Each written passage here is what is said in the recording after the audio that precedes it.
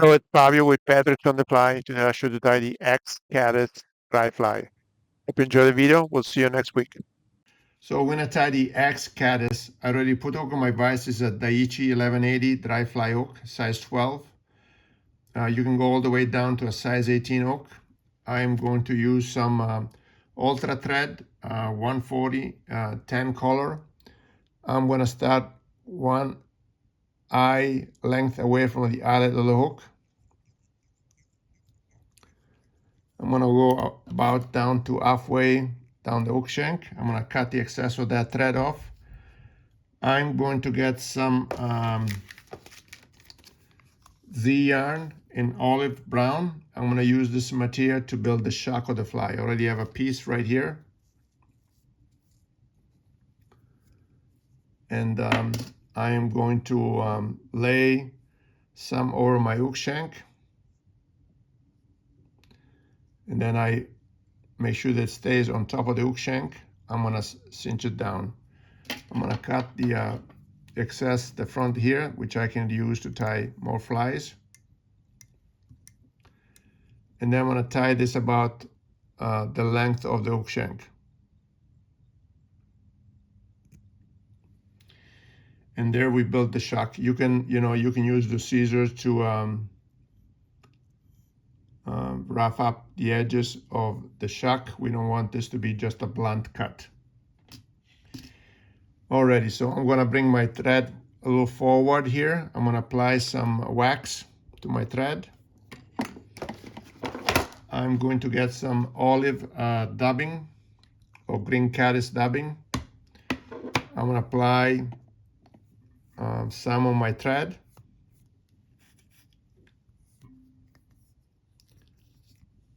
I'm gonna move that dubbing up, and I'm gonna move back towards the base of that of the Shuck. And I'm gonna start building the body for this fly. I'm gonna apply dubbing little by little.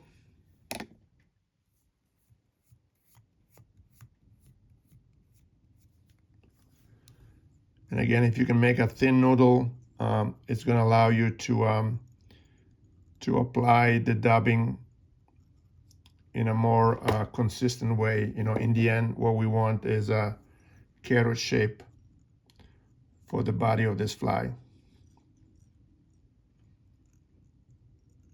like so.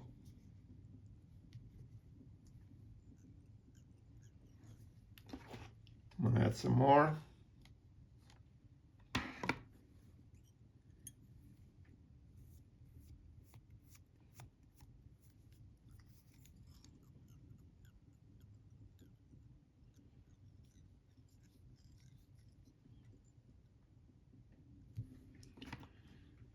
And I'm going to add some more.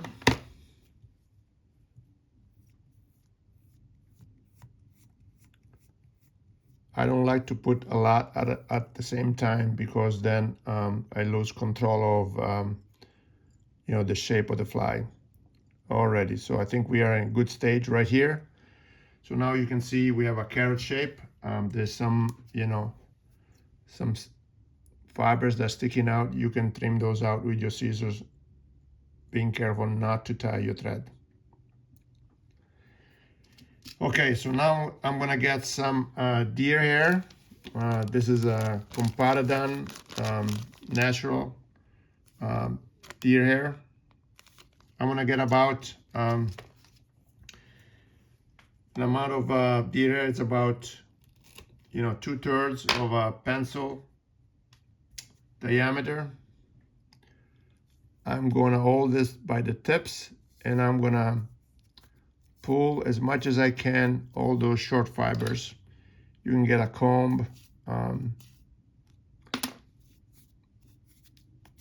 The less that you have of those, the less bulk you'll have when you tie the fly, and the fly will float better without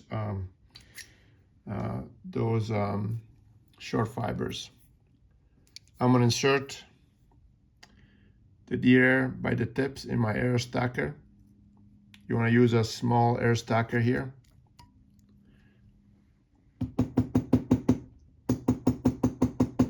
gonna stack the air. So now that I've done that, I'm gonna open the air stacker.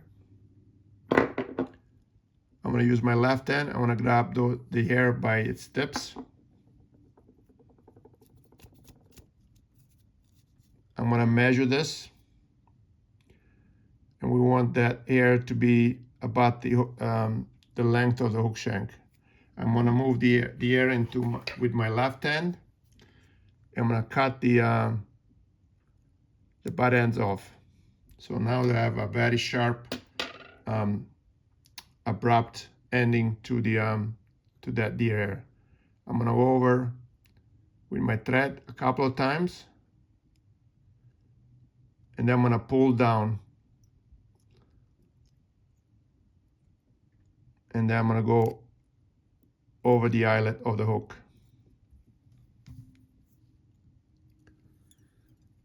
I'm gonna get my whip finishing tool and whip finish the fly.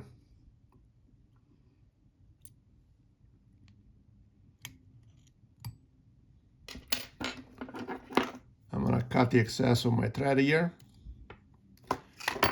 I'm gonna rotate my fly, and just for safe measure, I'm going to apply some UV resin to lock that tying thread and lock that deer hair so it doesn't rotate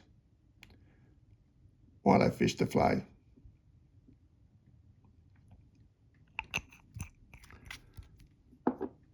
And I'm gonna use my UV light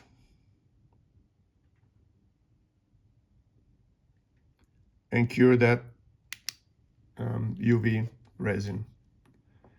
And there you have it, the X-Caddis. Again, there's some fibers sticking out. You can trim those off. I mean, you want to leave some so you can make the fly look buggier. But there's the X-Caddis. I hope you enjoyed the video, and we'll see you next week. There's more fibers sticking out front here. I'm gonna cut those off. So I hope you enjoyed the video, and we'll see you next week.